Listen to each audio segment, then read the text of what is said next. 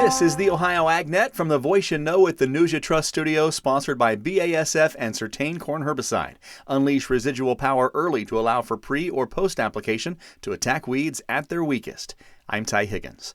Attend the Ohio Safety Congress and Expo hosted by the Ohio Bureau of Workers' Compensation at the Greater Columbus Convention Center, March 11th, 12th, and 13th. Find the full schedule of events online at ohiosafetycongress.com.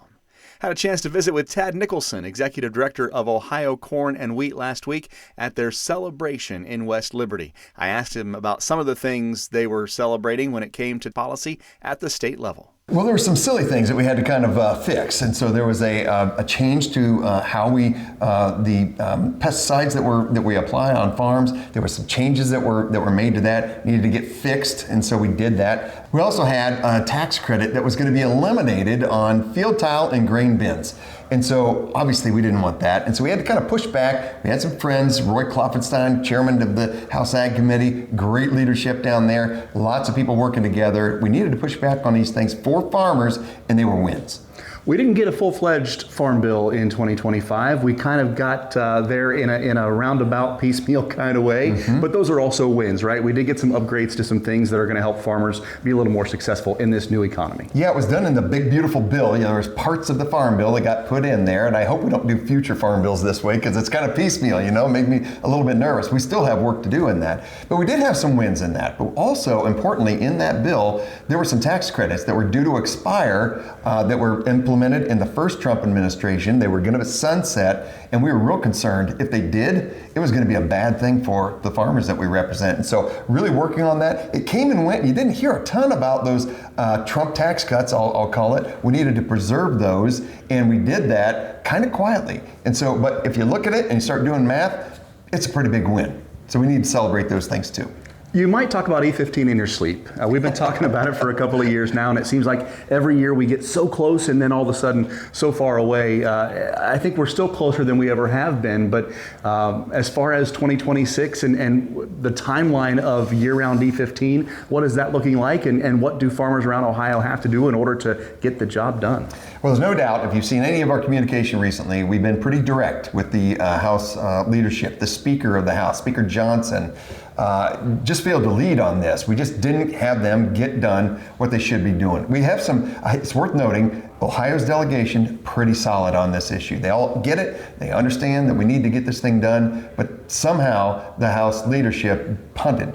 And so, yeah, we had a spending package, it was this close to getting done again, and it just didn't get done. And so now the fight's not over, because it's not. They've created a task force, which I guess we'll do another task force, but we've negotiated this thing for 5 years. I mean, we know where we can be, and so as grain farmers, we are not giving up this fight. We're saying that this has to be done. It's the easiest thing that doesn't cost a dime to do, and it will be immediate relief and really corn demand. It's the fastest thing that we know that we could do to increase corn demand. And at a time like this, where commodity prices are where they're at, we could sure use an increase in corn demand. More work to do here in 2026 as we celebrate the victories of 2025 with Ohio Corn and Wheat and their Executive Director, Tad Nicholson. Thank you so much. Thank you, Ty. Our next monthly check-in at Farm Credit Mid-America going to be tomorrow as we talk about balance sheet basics. Let's get a check of the forecast now, brought to you by Seed Consultants, simply better performance, online at seedconsultants.com. Here's Ryan Martin. Cooler air slowly sagging back southward here. It's going to take control for today and tomorrow, and then we'll slowly start to moderate temperatures again to finish the week Friday and go into the weekend. What I can tell you right now is it's dry all the way through. I don't have any concern about precipitation right now until, well, for most of the state, it's going to be well into late next week. With the warmer surge in temperature coming for the late weekend and early next week, we may have to watch for a little bit of cloud cover in southern Ohio next Wednesday as a system passes through the mid and lower Mississippi River Valley. But I'm not looking for a direct hit with big rains at all. Our next strong front next Friday the 20th. This is going to be a front that brings rain, thunderstorms, and then a massive cool down behind it, so gear up for that. In the meantime, temperature swings, yes. Are they going to be awful? Not necessarily. I'm Ryan Martin. Ryan, thank you. Let's learn more about the mission behind Pheasants Forever with an update from Joe Everett. Founded back in 1982 by concerned sportsmen, Pheasants Forever started as a response to declining bird populations and disappearing upland habitat. Today, it has grown into a powerhouse with more than 480,000 members and supporters and over 750 local chapters across the United States and Canada. Right here in Ohio, there are 33 chapters and more than 4,500 members working to protect wildlife habitat and outdoor traditions. But the real story is the people behind the mission. One of them is Bob Piper of Fairfield County, a lifelong outdoorsman who remembers flushing quail right outside his childhood home. Habitat loss from developed and modern farm practices has taken a heavy toll, and Piper says today's kids do not get the same chances he once had. That's what drives his volunteer work, organizing banquets, youth hunts, habitat projects, and hands-on education events that introduce kids to hunting, conservation, and land stewardship. The goal is simple: protect habitat, pass on land ethic, and keep Ohio's outdoor heritage alive for the next generation. To learn more, you can find this full article today at ohioagnet.com. I'm Joe Everett reporting. Any surprises in the latest World Ag Supply and Demand Estimates report from USDA, like in January? Joel Penorwood has the story. Yesterday saw the release of the February edition of the World Ag Supply and Demand Estimates report. The WASD largely neutral, but it does begin to shift market focus toward U.S. planting intentions as spring approaches. The biggest change did come in South American numbers. USDA raised Brazil's soybean production by 2 million metric tons to 180 million. Argentina's soybean and corn production left unchanged, and both Brazil and Argentina corn numbers held steady month to month. In the U.S., corn exports increased by 100 million bushels. That lowered ending stocks to 2.127 billion bushels. Soybean ending stocks stayed flat, right in line with expectations, and wheat ending stocks slightly higher. Attention continues to remain on soybeans after some nice trade last week, driven by that renewed talk of potential Chinese buying. But many analysts cautioning that additional U.S. sales unlikely without tariff concessions, especially as Brazilian soybeans are priced significantly cheaper here into late spring. Doug Tenney of Lice Mercantile has the complete recap analysis online at ohioagnet.com. The next WASD report scheduled for March 10th, and keep an eye out for the highly anticipated prospective plantings and quarterly stocks reports coming out on March 31st. I'm Joel Penorwood reporting. Thanks, Joel. The Ohio AgNet continues after this. Attention construction pros. Purple Wave Auction brings quality equipment to your fingertips. Join our bi-weekly online auctions featuring dozers, excavators, loaders, and more. We provide detailed listings, photos, and seller contact info. Inspect online or in person. With our no reserve policy, every item sells to the highest bidder. Visit purplewave.com today and see why informed builders choose Purple Wave. Transparent processes, real deals, your next great purchase awaits. purplewave.com. Welcome back to the Ohio AgNet. I'm Ty Higgins. How much will this recent snow impact the drought monitor come spring? Brianna Smith has more in today's featured audio. Looking back on 2025, rainfall, or the lack thereof, was a sticking point for many farmers. Now, on the other side of Winter Storm Fern, questions are turning to whether this snowfall could provide some relief to drought-stricken conditions. Joining me is Dr. Aaron Wilson, Ohio State climatologist and ag weather and climate field specialist with Ohio State University Extension, to address those questions. Yeah, so there's a lot to unpack with that. Obviously, this has been a snowy winter for, a lot of Ohio, and certainly, with the storm that came on the 25th, we do have, quite a bit of snowfall out there, although it's rather dry snow. Looking this morning, we've got anywhere from 4 to 10 inches still remaining out there. Some of it still melts a little bit. We also sublimate, or some of that snow evaporates directly into a gas, so it goes from solid to gas without melting. And so we lose that over time just a little bit. But 4 to 10 inches across the state, a little more in Northeast Ohio. That's about 4/10 to maybe 1.5 inches, upwards of 2 inches there if you're in Northeastern Ohio. So that's quite a bit of moisture sitting on top of the soil. Of course, our soils are frozen. So here we are at the beginning of February.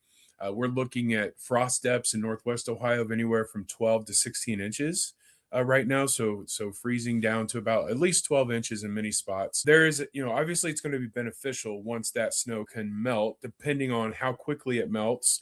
Is the ground ready to receive that moisture? And of course, that would help. If we get warm really quickly, we can melt that right into our streams and our rivers. And of course, we would see those flash up as well. But overall, we wouldn't see a big improvement to the soil. Now, how much is it going to take? We have parts of Northwest Ohio, Van Wert County, Paulding County, that are on an order of 16 inches below average over the last, say, year and a half. that's a lot of moisture, and you certainly don't want to make that up in a short order, right? And there's a cutoff point eventually where you're not necessarily making up all of that moisture, but the surface and much of the soil is getting wet enough that you're moving out of drought conditions. But we haven't seen that yet, right? We've seen continuous below average precipitation amounts all winter long. And now that it's frozen, nothing's changing in terms of those drought conditions. And so February, March, and even, April, these are going to be key, I think, for our upcoming growing season for sure. Now, I have heard that it takes a certain number of inches of snow to equal to an inch of rain. Is that accurate? What does that look like? Yeah, so the general rule of thumb is 10 inches of snow per inch of rain.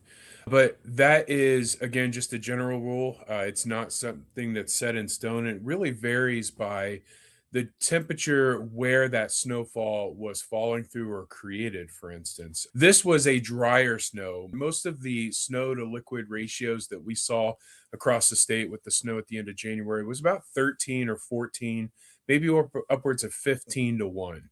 So a lot of us did get close to that 0.8 to maybe an inch or a little bit more certainly where they had sleet mixed in the south and even some freezing rain.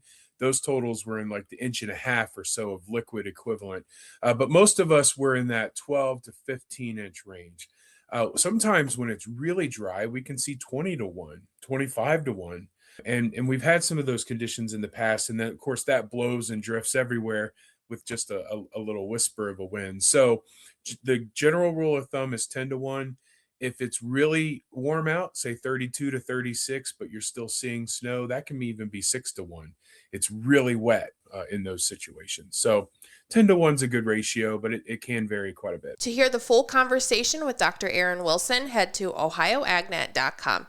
Reporting for Ohio's Country Journal and Ohio AgNet, I'm Brianna Smith. Thanks, Brianna. We'll check the markets and get some analysis after this as the Ohio AgNet continues. It's time for the Morton Buildings Building Value Days sales event running now through the end of February. Morton buildings are built stronger, last longer, and look better. So if you're planning for a garage, farm shop, stall barn, a storage building for your RV, boat, or collectibles, or anything in between, act now. Our buildings are built to last, but these savings won't. Visit mortonbuildings.com or contact your local Morton office to take advantage of current savings on new buildings. Certain restrictions may apply. Offer valid only on select new building orders placed between January 5th and February 28th, 2026. They didn't have skim milk for your coffee, so I just got formaldehyde. Oh, isn't that stuff in floor cleaner?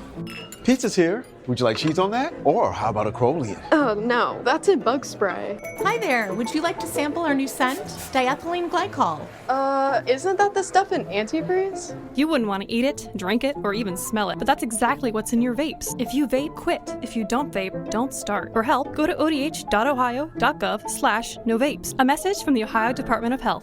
Welcome back to the Ohio AgNet. I'm Ty Higgins. This morning's market analysis is brought to you by Louis Dreyfus Company. Excited to bring a brand new soybean crush facility to Upper Sandusky.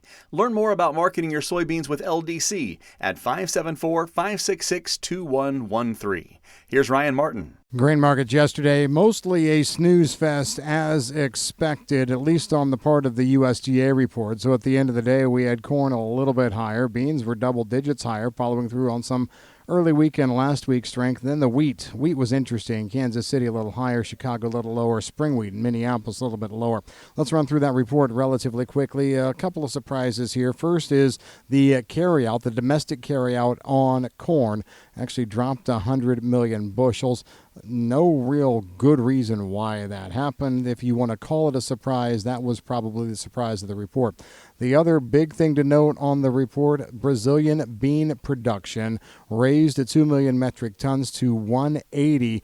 Again, when you compare it to private estimates that are on the ground down in Brazil, that's probably still 4, 5, 6 million metric tons light as to what the production is going to be. But the bump by USDA was noteworthy. I'm Ryan Martin. Thank you, Ryan. Markets on the Ohio AgNet brought to you by Seed Consultants. Simply better performance. Online at seedconsultants.com. March corn, no change overnight, 428 3/4. May, 437 1/4, also unchanged. Soybeans for March, a penny to the good overnight at 1123 1/2. May beans 11.38 3/4 to the plus side, and wheat for July up a penny at 5.49 1/4. Live cattle for February down 20 cents, 239.10 yesterday, and February lean hogs 86.85 down 25 points. For the Ohio AgNet, I'm Ty Higgins. We'll see you down the road.